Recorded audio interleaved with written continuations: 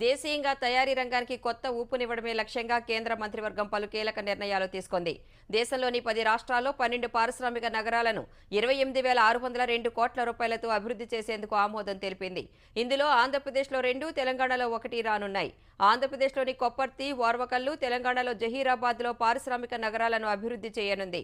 జాతీయ పారిశ్రామిక కారిడార్ అభివృద్ధి కార్యక్రమం ఎన్ఐసిడిపిలో భాగంగా ఈ 12 ప్రాజెక్టు ప్రతిపాదనలకు కేబినెట్ ఆమోదం తెలిపింది.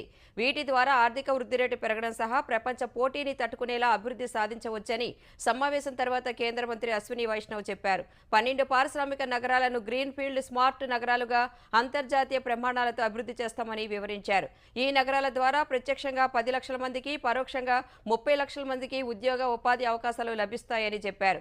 ఈ 12 పారిశ్రామిక నగరాలు 1,52,000 కోట్ల మేర పెట్టుబడులను ఆకర్షిస్తాయని పేర్కొన్నారు. కొప్పర్తి పారిశ్రామిక హబ్లో 2,137 కోట్లతో 2,596 ఎకరాలను అభివృద్ధి చేస్తామన్న మంత్రి 54,000 మందికి ఉపాధి లభిస్తుందన్నారు. ఓర్వకల్లులో 2,786 కోట్లతో 2,621 ఎకరాల్లో పారిశ్రామిక హబ్ వస్తుందని, 45,000 మందికి ఉపాధి లభిస్తుందని తెలిపారు.